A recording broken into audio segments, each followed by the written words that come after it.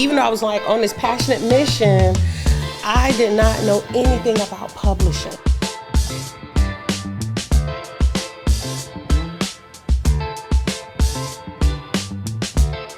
Hello and welcome to the Total Woman Podcast. It's so exciting to be back with you guys again. And we have such an amazing guest today in Miss Jeanine Mack. Hello everybody. She's a super author. And during Black History Month, we're going to celebrate our authors. Welcome, Jeanine. Thank you. Thank you for having me. It's a pleasure to be here. You're very welcome. Before we get started with all these questions, tell me a little bit about yourself. Oh, wow. So I just want to say I'm a Daytona Beach native, Mainland High School, Buck Pride Never Dies, okay? And so it's so good to be back in Daytona. I always love coming here, especially to collaborate with friends. And so I'm a mom of 3 sons. They're all adults now, thank God. I survived their childhood. And like Deborah said, I am an author and I enjoy public speaking. As well as what's coming up next is coaching. So that's a little bit about me and what I do. But at the core of all of that, I enjoy helping people grow and develop into their best self. Very good. I like that answer. So now that you've introduced yourself and told us a little bit about you, let's talk about your expertise areas. What do you find about yourself, being one of my favorite total women? Mm-hmm. When you began your venture, what's the biggest expertise out of that you found? And that's in authoring? Mm-hmm. Okay, so I would say with becoming a published author, I was a writer first. And so I think that's kind of the thing when people come and ask me about publishing my books is that they forget that I was a writer first. So I had a love for writing, a love for words. That was something, looking back now, that was developed in me very early in age.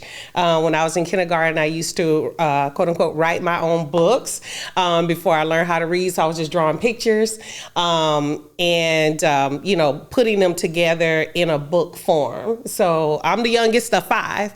So my brothers and sisters, they would bring their books home from school. So they would have to read for me, and I enjoyed looking at the pictures. So I just had an idea that I would just want to write my own books, and I would do that from brown paper bags that my mom would bring home from the grocery store. Oh, no. Yeah, you remember a store called Pantry Pride? Pantry Pride, and yes, Goodens, ma'am. yes. It was no paper or plastic. It was only paper. So from that, developing my writing and creative writing, that was a big thing that helped me jump into becoming a published author, as being a writer first. And that comes from learning how to communicate with people and like thinking through an idea and then being able to put that into words so that people can understand that and grasp the concept of what I'm trying to tell them. Okay. Now, when I met you through a publication, Program Success, my brother's magazine. Yes. And I read the things that she was accomplishing, and I wondered when I met her, what would I say? So I said, "Hi, Jeanine, I'm Daryl's sister." Yes. I need to know more about what you do. And by the way, I'm having an event and I need you to be a vendor. Is that exactly how that went? That is exactly how it went. I was like, okay. And once we started talking and collaborating, I found out that she publishes children's books. And what was your biggest challenge in trying to put stuff together for children? Actually, the children's book was easier to do because kids, they're not as complex as adults, right? Exactly. And at that point in time when I was writing my children's books, I had children.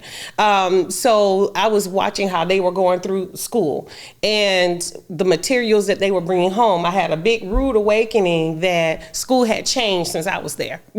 So, and then at that time, that's when they had the FCAT. And I couldn't understand how the school system was failing babies at 3rd grade for not being able to pass this test due to reading literacy. That's a problem. So instead of being more a part of the problem and fussing about it, I felt like I could make a difference in that way, is to create books that had characters that resembled Black and brown children. And the thought for that was if they had books with characters and themes, subject matter, that resembled them, that would make them want to read more, to help them bridge that gap between them and their non-Black and brown counterparts. So that was the challenge in front of me, is what that message was going to be. And that was easy for me to see because all I had to do was look around. At that time, my children were attending a predominantly Black elementary school. And so it was different from what I was experiencing and seeing when they were attending a predominantly white elementary school. And that was in Port Orange. So you're talking about right here in Daytona Beach, Florida, that the gap and the difference was so noticeable. You could not ignore it.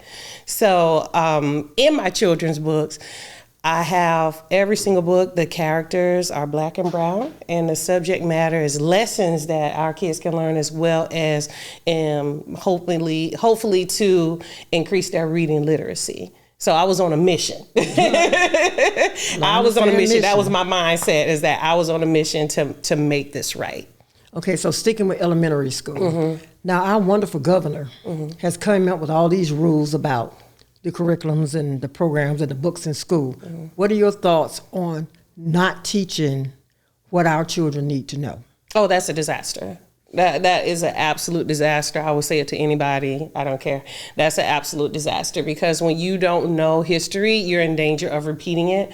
And it only took a generation to, let's say this, my mom, when she grew up seeing whites only in colored. A generation later, which is me, I didn't see that. So look how quickly it took to shift that culturally in one generation. So you do this now in this generation, next one will have no clue what was slavery, what was civil rights, what were all of these things and why it matters.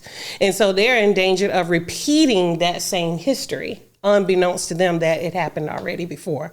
So I think those of us that are on the outside of the educational system, is that we have a responsibility to help come in and supplement to make sure that education is happening from every side. You know, the teachers' hands are tied, the principals' hands are tied.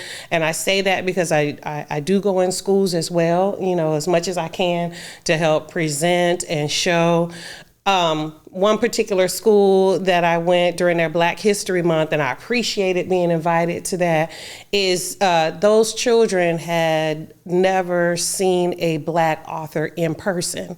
And they said, "Are you real? Did you write this book?" So I flipped the book over, my picture's on the back. I said, "That's me." And the response was, Deb, I was so shocked. I was not prepared for the response, because I'm preparing, you know, for my material, what I'm going to say during assembly. And they said, "Can we touch you?" And I'm thinking like, wow. I said, "Yes. Can we hug you?" Yes. So I'm hugging the kids. And in that moment, I realized that this was something that was bigger than me, that we have to show the representation so that they know they can do it and be it too.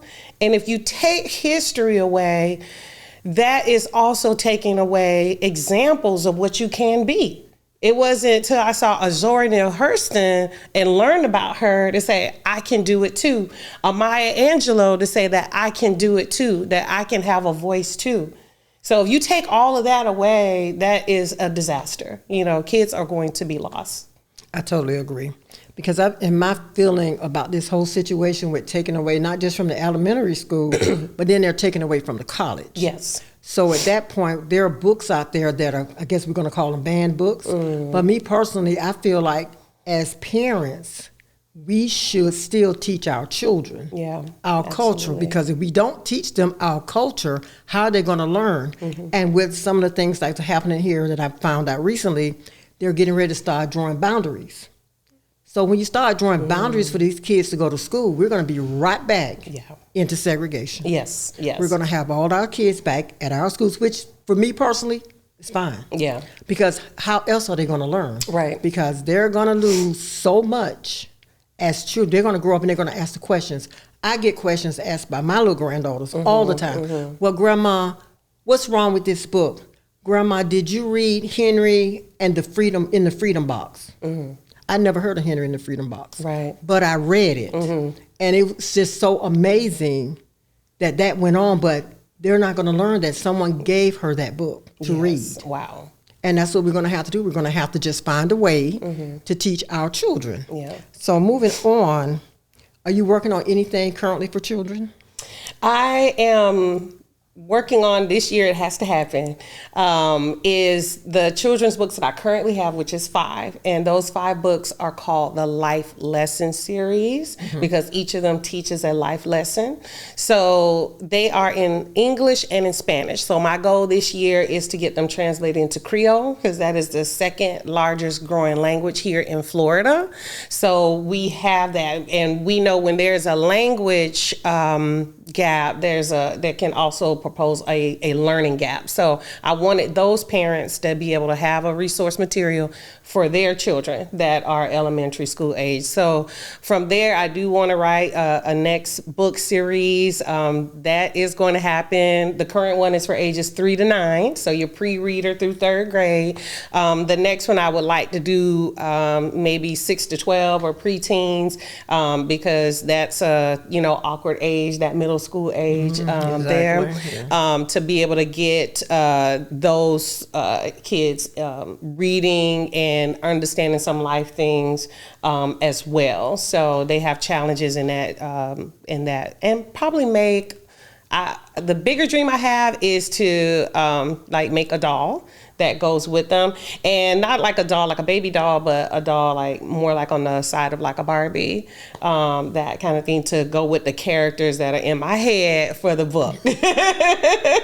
So somebody's gonna do it for me. God gonna make a way. Of course, he always does. Yes, he does. So now, when your kids' books came out, were your kids smaller? Or were they more towards high school? They were older, so I wrote them when they were in school. And this is the funny thing is, even though I was like on this passionate mission, I did not know anything about publishing. So I wrote the books. I have what I call my creativity notebook, and I still have it today, which is basically a Mead 5-star notebook where I go in and just write things in there. So that's my creativity notebook. So all of those books started out on sheets of notebook paper. But my kids were smaller at the time. I had just put myself back in school for my bachelor's. So, that was a part of my focus. So I was just like, okay, I don't know how to move forward to make this dream become alive. So I started asking people, and it was like I had to wait. But the cool thing is, at that time, internet was dial-up. And so the internet was not as resourceful as it is today. You can't, there was not a cell phone where you could say, hey, Siri or hey, Google. So it was kind of hard to get information. So, just technology had to catch up. And so once that did happen, I was able to get more resource and more informed and find out about how to publish. So they didn't get the benefit of it when they were smaller, but children now can get the benefit of that. And I do give them credit for that, for being my inspiration to write those stories. So, yes. And how did they like the books? They loved them. They liked them. They were one of the titles they were really surprised about, and they knew right away it was based on a segment of their childhood. Yep. And should have known. That's what I was getting. Yes. One of the titles is called "You're Not My Daddy." Ooh. So. Yes, so that is definitely ripped out of the pages of their childhood because that story deals with a blended family, a newly blended family. And the character, I won't give it all away, but the character is a little boy named Javon, and he's having to make some adjustments to his mother's new husband. And so what happens, I wrote that because that did happen to my children. And so there is that adjustment period. But the thing about it as adults, we can go in and out of relationships pretty much seamlessly, but children don't have the language to put to their feelings. So this gives the children a voice. So whoever is reading that with them, whether that's at school or their mom or dad or the grandmother, whomever, they can now say, well, that child can say, well, that's how I feel, you know. And then there's questions at the beginning of the story. So by the end of the story, they should be able to answer those questions. So we go through those feelings. What was the boy feeling? Why was he feeling this such a thing or this emotion, and make sure they could identify those emotions so that they could give language to it. So that was, you know, and I love the fact that I was able to work with an illustrator that really got the feel of the characters in the pictures. So it's illustrated there where they can really point that out if they're not able to read those words just yet. They can look at the feelings. Okay, so let's flip. Let's talk about the Breakup Boss. Ooh.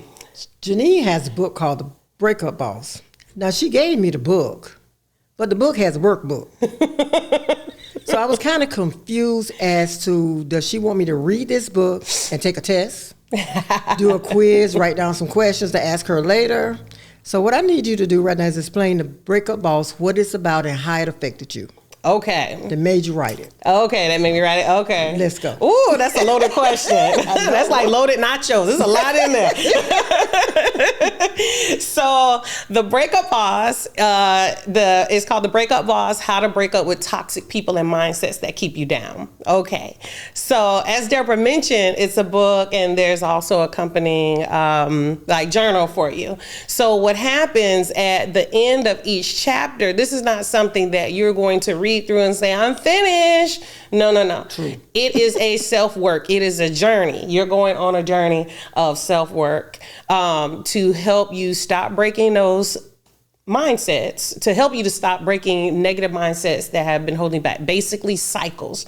You know, sometimes we go through cycles and not even realizing it. We'll say it to our friend, girl, seem like every year this time I'm breaking up with somebody, or it seems like I keep dating the same man, or he just got a different name, you know, or every time this year I'm broke, you know, every 3 months, you know, what is happening? At some point you have to stop and say, girl, you need to sit yourself down, or yo, bro, pause, you know, and see what is going on with you. So the premise behind me writing that was, it was a part of my healing journey. When I was writing in my creativity notebook, sometimes I would write my thoughts down. This was after I had gotten divorced, and I just had to take myself out of the dating pool. I'm like, you need to slow your roll like right now, because you are crashing and burning. This is not good. This is not okay. So what I did from 2011, that whole time writing that, I never thought that it was going to be that I was going to publish my personal thoughts, you know? Oh, I understand. I definitely understand that one.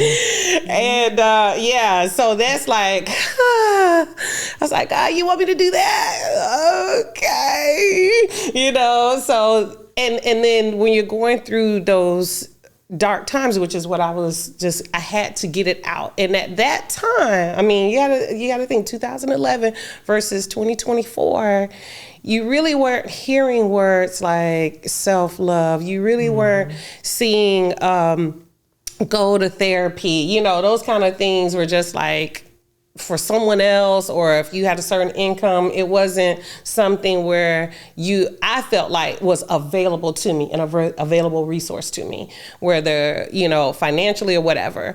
And so I wanted to create a resource that people could have in their hand, using those same tools that I used while I was doing that self-work and going through my healing journey, and have that there with them.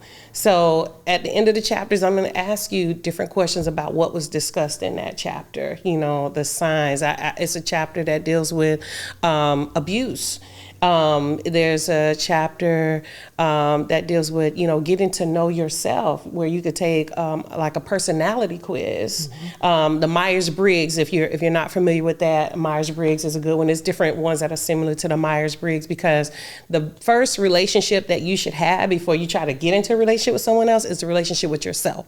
If you can't love you, if you can't appreciate you, if you can't spend time alone with you, how do you want somebody else to love you? You have to be able to tell them that. Yes. I like this. I don't like that. And at that particular time, I just kept going through relationships, not even knowing what I wanted. But I wanted somebody else to feel places in me that I needed to feel, that I needed to heal, that I needed to close, so that I could be happy. You know, it's different in a relationship, and I've seen it. I haven't yet experienced it completely yet in a romantic sense, but in my friendships have gotten better because of this, is that when you can appreciate yourself, it's different when you can bring happiness to somebody instead of brokenness to them, right. You know, because people have their own stuff, you know, so why are we adding all this baggage together? So at least I can come to my relationships with joy, with laughter. I want people to see me and say, you don't look like what you've been through, those who know the behind the scenes. It's different when you can come into a relationship with that instead of all the stuff that's hurting you, picking fights. And then guess what? When our mindset changes about ourselves and how life is supposed to work in people and loving ourselves and loving others, then we're going to choose differently when it comes to our relationships as well, too. Exactly. You know, when you have low self-esteem and low self-worth, you usually pick, I like to call it low-hanging fruit from the tree. Like those people that are drama-filled, chaos, toxic, they are there all the time because they're the low-hanging fruit. But when you have elevated within yourself, to say, I don't deserve crumbs from people. I deserve real love from them because I am loving myself that way. Then you're gonna go higher on that tree. You're gonna pick the high-hanging fruit.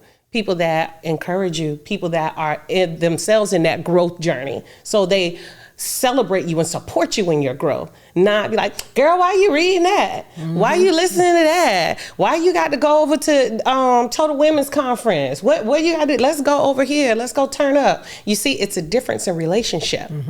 When you start viewing yourself differently, you're going to pick differently. Friends, jobs, romantic relationships, all of that, because you're governing yourself differently. Those two people don't have the same conversation. I still love you, sis, but I can't run with you like that because I'm trying to go somewhere. I am trying to heal. I'm being intentional about that healing process for myself. And so that's where I want people to be at. By the time they get to the end of that book, they have gone on a journey with themselves, and therefore they're going to be in a different place and have a different perspective. And see, when I got the book, and I started reading it, and as you know, Jeanine is one of the editors on my book. And what I did, I started reading it, and then you sent me an email saying, I need you to do this. So I'm reading your book, and I'm going, oh man, I got to start all over again. So just from what I learned in her book, helped me to continue to change what I had in my book. Because I'm thinking about, worrying about what everybody else is going to think about what I'm writing. And writing this book, I'm cleansing myself. Yes. Writing this book, I'm cleansing me. Yes. So if you're not taking the time to look out for self, then everybody else is going to continue to eat you up. Yes. And in my world, I'm coming out of I feel like I'm actually coming out of a coma of life. Because as you know me, I spent from 2011 to this year, February 26th, caring for my mom. Yeah. So therefore, I lost myself. But what happened, at some point, the floodgates opened up. Yes. After she left. And I started realizing, what am I going to do with myself? Yeah. So and I'm like, I'm going to write this. So as I was writing, I laughed, I cried, I got your book, I went to read something else. I'm like, oh my God.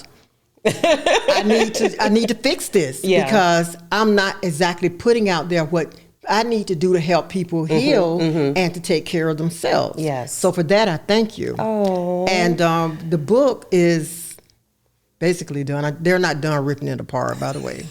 Because every time I send them a new update, they tear up something else. It's in the spirit of love. So it's just kind of like, I'm so finally excited for my book. Yes. And again, I thank you because some of the things that you put in that book helped me to get myself together. Wow. So Thank there you. are some things in there that you're not going to know about, and I hope you don't see the last part. Okay. But anyway, the book, hopefully we can get it out by the end of the month. Okay. And then we can present it on the show. Because it's going to be But dynamic. that book is like she told me, and like she said, you don't look like what you've been through, that helped me a lot. Because I feel like I look like what I've been through. And it's like, no, you don't. No, you don't. But I just hope that your book helped me. Yes. And I know other people that have read your book, and I know that it helped them. Okay. So I'm hoping that my book will do the same for people. Yes. But just look at it as this was my journey. Yes. This was my journey. Yes. And when I finally accept the journey that I had, then I got okay with life. Yes. Because right now, I don't care what nobody say, what they do, where they go with it, talk about me all day. But you know what? God got me, and I feel good. Yes. I feel good about every accomplishment that I have made. I learned that. Yeah. And I can still hear my mom in the back of my head going, girl, if you don't get your butt up from here and finish doing what you got to do, say it, get it off your chest. And I'm like, okay, what's going to happen if my kids hate me? Yeah. For what I wrote. What's going to happen if those exes, that's why they're exes. Yes. You know, that's so why. Then I'm okay with it. I'm okay with it. That's right. And this is my truth. Yes. Just like your book, it was your truth. And we both seem to have found something that we can try to help other women with. Yes. And at the end of the day, they're going to become total women. That's right. So tell me, what do you think of total women? Oh, wow. When you introduced me to that, it was like, you know how Mary and Elizabeth met, and when Mary came, Elizabeth's baby leaped in her womb, you know. Just jump right on in there. Jump right, yeah. No explanations, drunk. You know, there are times in your life, you know, as you're on your journey, you're on your road journey, and then God allows you to intersect with someone else. And when that happens, that, you know, we can't take those moments for granted, those people for granted with who makes your baby leap, you know, who makes your baby leap. And Deborah is definitely that connect for me, because it's nothing like when you're looking for that, you know, someone who is doing what you're doing or doing what you want to do and doing it with a spirit of excellence. And I was just ecstatic. You know, I was happy to be, still am happy to be a part of what you're doing and being able to come in and support in any way I can. I think the vision you have is amazing. It's huge. We're yet to see the fullness of it, at least in my mind, you know, that it's bigger than Daytona Beach. It's bigger than Florida. International, because your heart for it and your heart for women to see them healed and grow. You know, God is blessing that. And I still say, like, your best on that is yet to come. And, you know, God's going to continue bringing people on your path that are going to help support and grow that vision for you. So it's just amazing. And if you're not a part of that, you need to be a part of it. Because that conference in December, you know, when you covered the whole woman, you know, spirit, soul, mind, and body, like that takeaway, you know, you don't get to be in those type of rooms often. So when you are able to be in those types of rooms, you have to take advantage of that. You know, because it may be a while before you get to be in that with all of that together at one time. So, you know, kudos to you for that. I appreciate that. You know, I don't know what hard work or labor it took to bring all of that together. I think you're brilliant and talented and doing these types of events, but to have a vision where you leave full from it. You know, there was no crumbs there. You know, it was all dinner the whole time, all gas, no brakes. And so I definitely see that something is being bigger, and I'm happy to be a part of that. Well, thank you so very much. Now, this young lady came to my event in December 22. And generally, I don't have a speaker. But this year, I decided to have a speaker at the end of all of the other testimonies. And when I tell you there were not too many dry eyes in that room when she finished, she may have not seen it, but see, I sit in the front, I watch everything.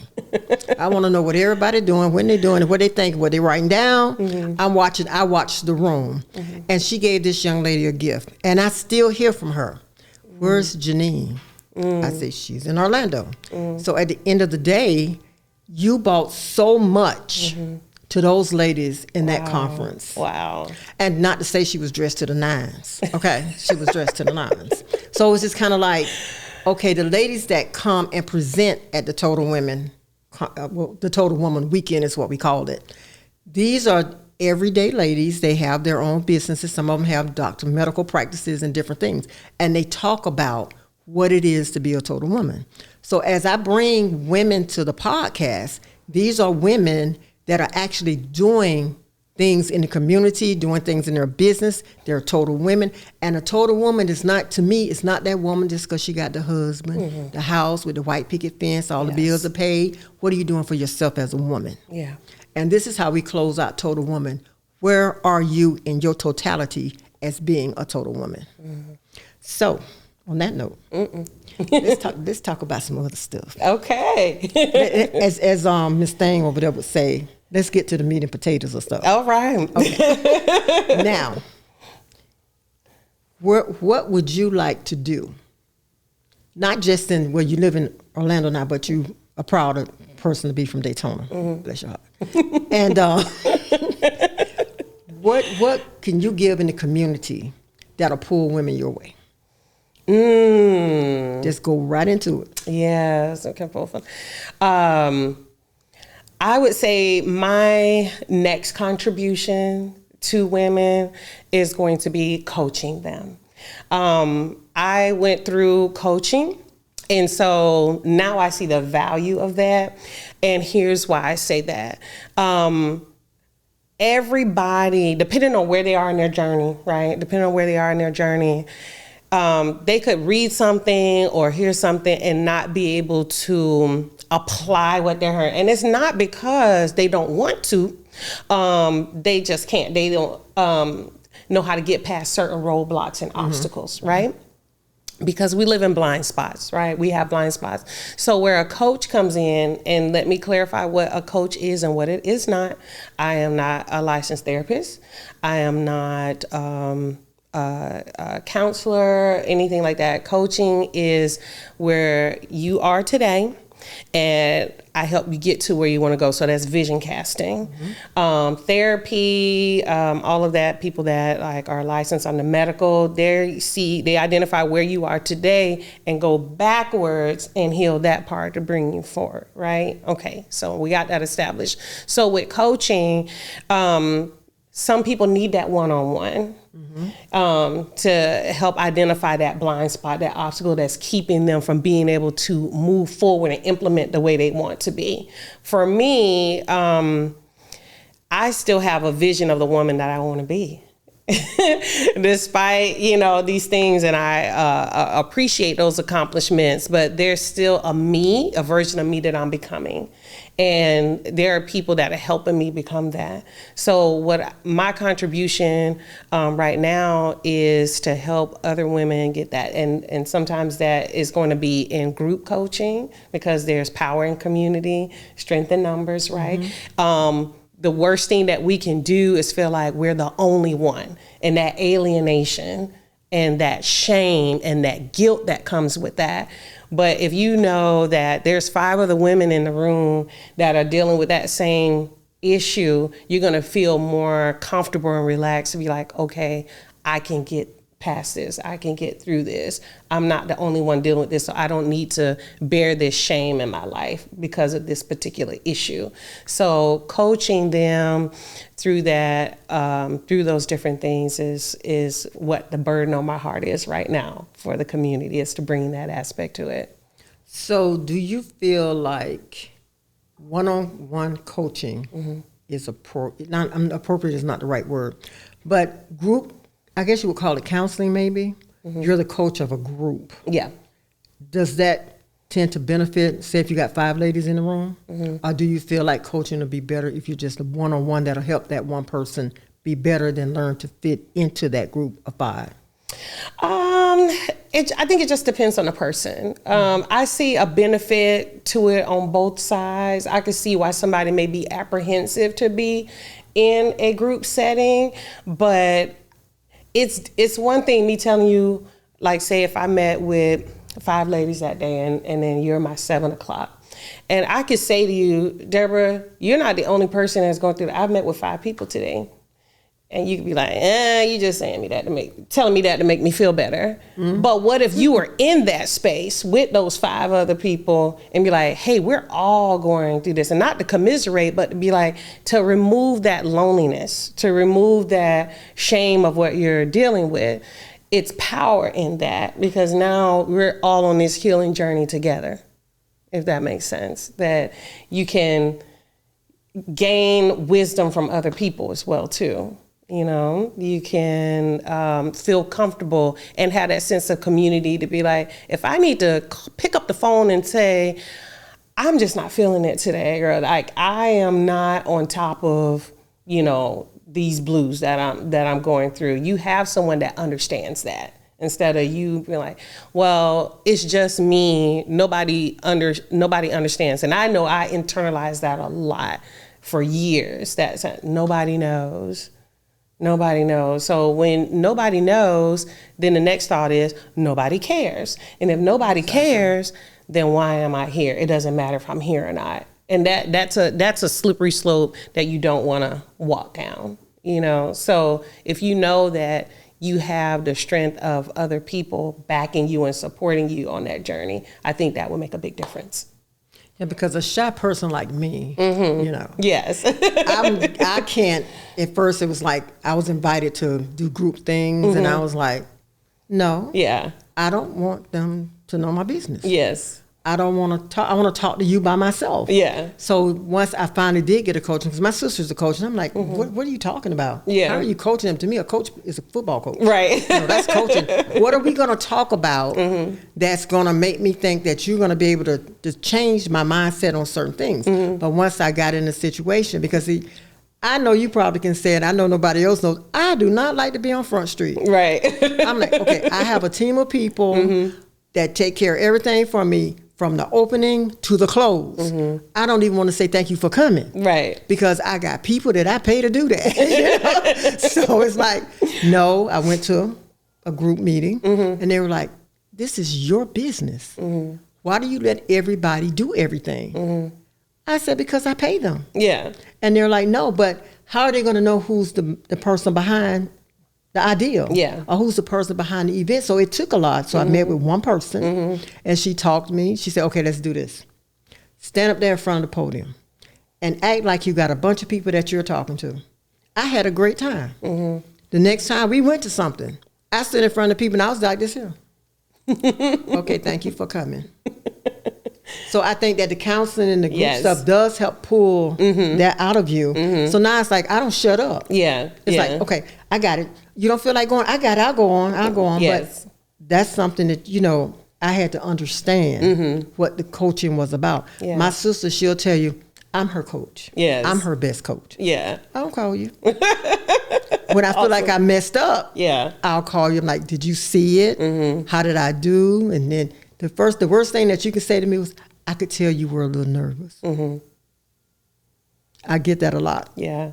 You were a little nervous, Deborah. And I'm like, I wasn't nervous. I was fine. I was up there saying it. Yeah. What do you mean? I made it up there. Yeah. Then I listened one time to something. I listened to me speak. Okay. And I'm like, I think I need a speaking coach. But then I talked to the speaking coach that I know, and she said, you don't need a coach as much as you run your mouth. Just keep talking. Because you may be a little shaky in the beginning, but you'll smooth out. Me sitting here in front of this camera like, you could never told me. Yes. Yeah. Not me in front of the camera. So now it's like, this is like one of my greatest accomplishments, just to be able to sit here and do this. Absolutely. And then have a friend like you on this side, and all of the other ladies that have been, you guys have been such a support system to me. And I'm like, they can do it, I can do it. Yes. I'm the old chick in the group. So it's just kind of like, you know, hey, I can do it now. I feel good about it. And like I said, since I finished, well, I think I'm through. Am I done with the book? Yes, yes. I don't even know till they tell me. But, you know, now that I've gotten that book off me, you know how you just lift different weights off your chest? That was my biggest weight, because my past, my future, and whatever's to come is now in that book. And I got it all off my chest. Yes. And I'm so excited about my life now. And I still have a lot of other hurdles, but as each one of them come off, I feel like a new person. Yes. And your book, Levita's coloring book. different things that you guys are doing. Yeah. I have like so many friends that I talk to about life in general, because I felt like I was being that person that every time we have a conversation, I'm talking about the bad things that's going on. I never have anything good to say. So I shut down and I stopped talking to everybody. Oh. What am I going to call you and talk to you for when I'm in a bad place? Yeah. And I have been in a bad place for a very, very, very long time. But I'm not there anymore. Right. Thank God. Yes. Because I can do anything through God who strengthens me. Yes. And that's what I stand on moving forward. So that's all I have for you. Yeah. Do you have anything for me? Well, you know, concerning that book, ma'am, you know, we are going to pull every bit of you out of you and get it on those pages. I think we did already. I have, as I told my daughter, who's the other editor, I have nothing left. Give me more. I have nothing left. I don't know what y'all want from me. But I think she has it, and you guys are going to have a call or something. Okay. Just let me know when it go to get published. Okay. Then I'll read it when it's in print. After this, I don't want to read it anymore. I want to read it when it's in print. Yeah. And I'm hoping that to be out the end of the month. Yeah. Or at least, I wanted it out for my birthday, but it can come out in March. Okay. But once I get a picture of the cover, I will make sure everybody sees the cover. Awesome. I did change the name. Okay. Deception, Lies, and the Truth. Okay. Memories of a Woman Who Never Felt Loved. Love it. Love it. I'm ready. Thank you so much. Yes, thank you. And thank you for much. being on my journey. Thank you for being Elizabeth. So it's there. So all resources are there. If you order your books and materials directly from me, I will sign it. It's a space on there on the order where you can elect who you want me to sign it to. These resources are also available on Amazon, Barnes & Noble, Books A Million, just like yours is going to be out there. So if you order it from them, I won't know that you did. So they're just going to ship it to you. But if you order it directly from me, I will be able to sign that for you. Okay. So I look forward for you getting those resources. Oh, also, I'm on YouTube. So my YouTube channel is Jeanine Unscripted. That is my podcast show. So I try to drop some tidbits on my YouTube channel, just short things, so kind of like grab and go, 3 to 5 minutes, get that encouragement for your day and take that with you and keep going. So I am on YouTube for that. So Well, thank you so very much for that information. And we're going to close at this time, and have a blessed day.